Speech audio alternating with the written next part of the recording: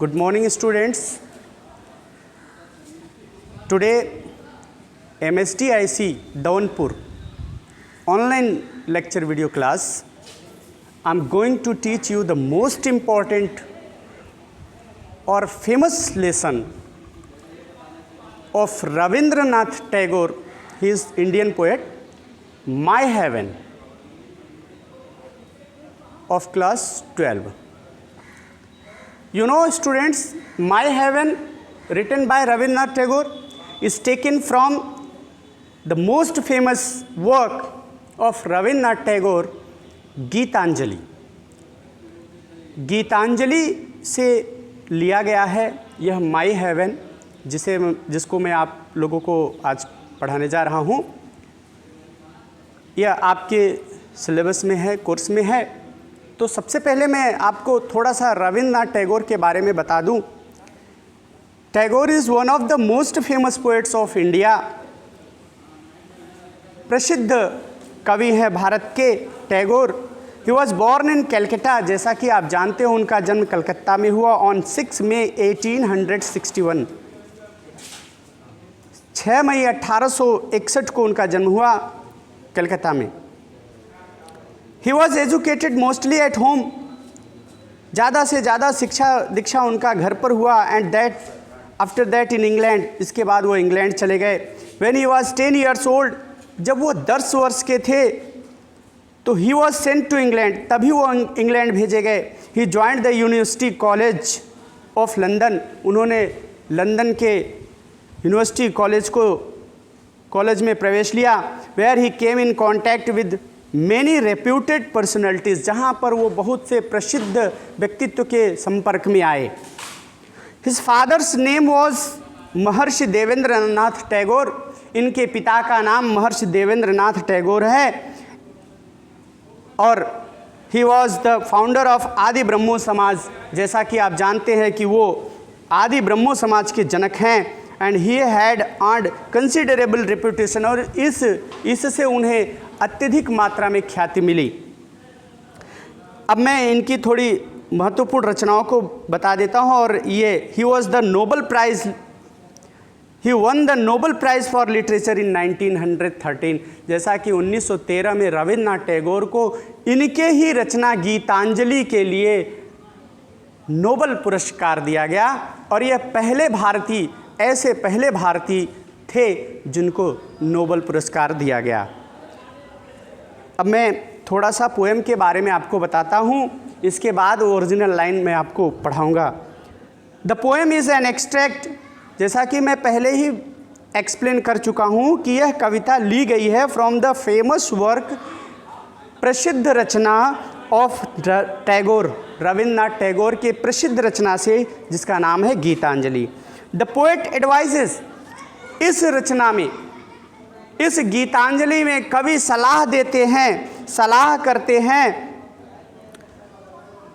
That his countryman, अपने देशवासियों को टू नो, कि वो जाने the meaning of true happiness, सच्चे खुशियों का अर्थ. सही मायने में सच्चा, व्हाट इज़ हैप्पीनेस, खुशियाँ क्या है, वह यह जाने. एंड टू एंजॉय इट, और उस खुशियों का आनंद लेना सिखाते हैं, आनंद लेने की सलाह देते हैं. They should live in an atmosphere. कवि कहता है, रविन्द्रनाथ टैगोर कहते हैं कि ऐसे व्यक्ति को शुड लिव एन एटमॉस्फेयर, ऐसे वातावरण में रहना चाहिए, फ्री फ्रॉम फियर, जो भय से मुक्त हो. जो कि पहले ही लाइन बता रही है, फ्री फ्रॉम फियर, जो भय से मुक्त हो. वेयर दे फील देमसेल्व्स, जहाँ पर वो अपने आप को महसूस करें. प्राउड एंड डिग्निफाइड, कैसे, गर्वान्वित और स्वतंत्र. फिर आगे कवि कहते हैं कि एवरीबॉडी शुड बी फ्री, हर व्यक्ति को स्वतंत्र होना चाहिए. इन गेटिंग नॉलेज, ज्ञान प्राप्त करने में कोई बंधन नहीं होनी चाहिए, ज्ञान प्राप्त करने में. And using his reasoning power, और अपने तार्किक शक्ति, अपने बुद्धि का प्रयोग करने में कोई बंधन नहीं होनी चाहिए. फिर आगे कवि कहते हैं society should not be divided, society should not be divided. कवि कहते हैं कि समाज को विभाजित नहीं होना चाहिए इनटू स्मॉल सेक्शंस, छोटे छोटे भागों में, टुकड़ों में, on the narrow basis of religion, जाति, धर्म, रिलीजन, कास्ट एंड लैंग्वेज, धर्म, जाति और भाषा के आधार पर समाज को छोटे छोटे भागों में विभाजित होना नहीं चाहिए। फिर आगे कवि कहते हैं they should be true to everyone, हर व्यक्ति के प्रति सच्चा होना चाहिए, वफादार होना चाहिए। The poet prays to God, कवि प्रशंसा प्रार्थना करता है ईश्वर से that he should give his countrymen, कि ईश्वर जो सर्वशक्तिमान है उन्हें उनके देशवासियों को देना चाहिए सम वर्चूज़, कुछ ऐसे गुणों को, so that they will feel, ताकि वो महसूस कर सके that they are living in heaven, कि वो स्वर्ग में रह रहे हैं, हेवन में रह रहे हैं, पैराडाइज में रह रहे हैं, ईडन गार्डन में रह रहे हैं। He compares reason to a clear stream, कवि यहाँ पर तर्क को एक स्पष्ट धारा से तर्क को स्पष्ट धारा से तुलना करते हैं। दिस स्ट्रीम ऑफ रीजन, यह तर्क की धारा शुड नॉट फ्लो, नहीं बहनी चाहिए through a desert of old custom, पुरानी रीति रिवाज के परंपरा के अनुसार, एंड हैबिट्स, और आदत के अनुसार। इट मीन्स, इसके कहने का मतलब है that people should accept new ideas, लोगों को नए नए विचार स्वीकार करने चाहिए on the basis of reason, तर्क के आधार पर।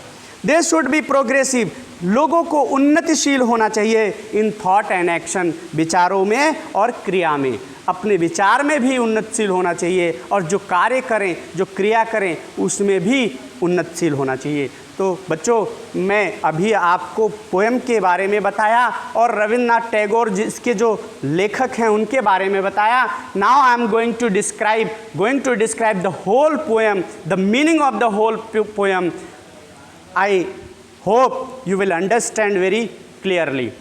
तो बच्चों, द फर्स्ट लाइन,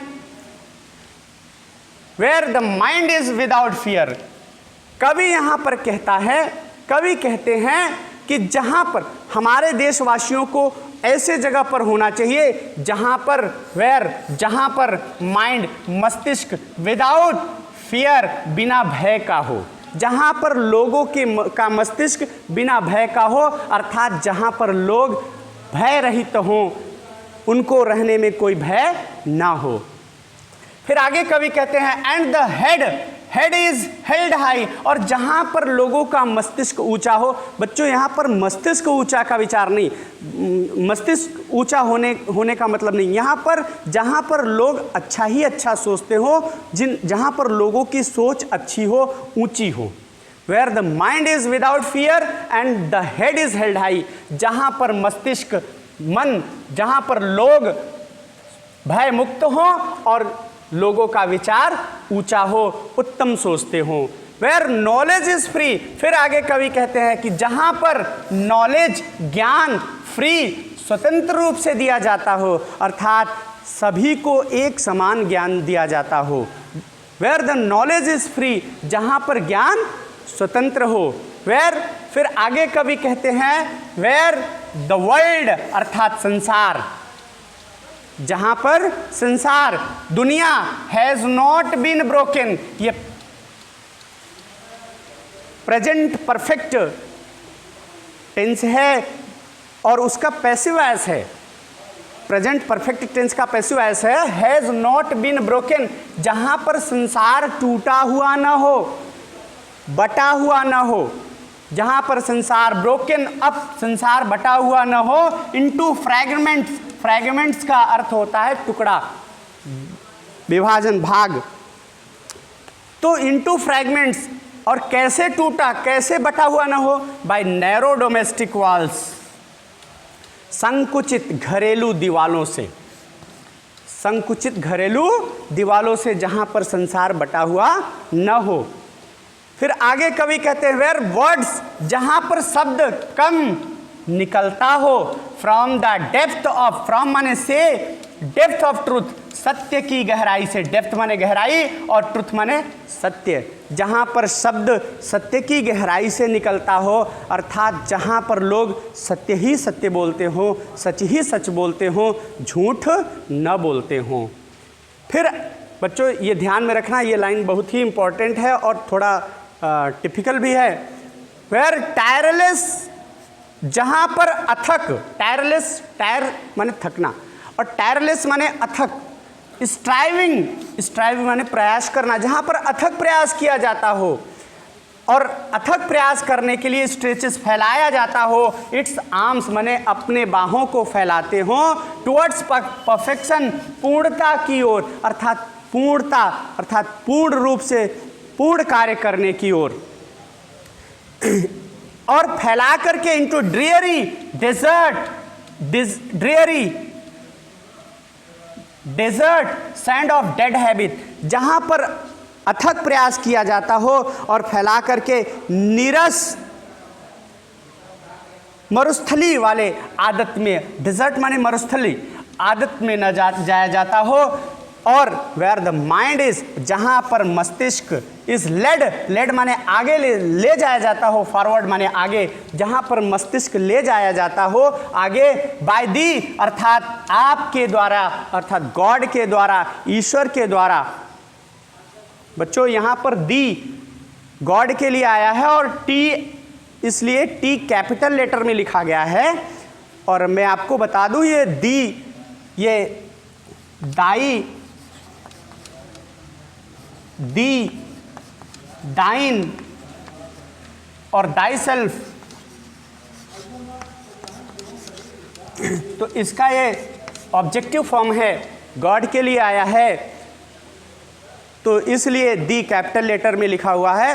तो where the mind is led forward by thee माने by God into ever widening, हमेशा विकसित होते हुए, वाइडनिंग का मतलब विस्तृत होते हुए, थॉट एंड एक्शन, विचारों को और क्रियाओं को, ऐसे जगह पर इनटू दैट हेवन, इस प्रकार के स्वर्ग में, ऐसे स्वर्ग में, दैट हेवन ऑफ फ्रीडम, स्वतंत्रता रूपी ऐसे स्वर्ग में, फादर, हे जनक, हे ईश्वर, लेट ले चलिए माई कंट्री, मेरे देश को अवेक, जागृत करिए, ऐसे संसार में, ऐसे स्वर्ग में, स्वतंत्रता के ऐसे स्वर्ग में मेरा देश जागृत हो, मेरा देश जागृत हो।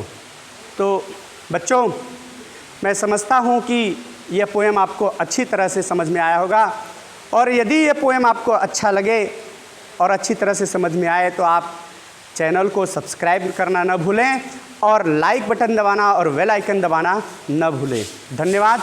अगले वीडियो में मैं अगला लेसन आपको पढ़ाऊँगा।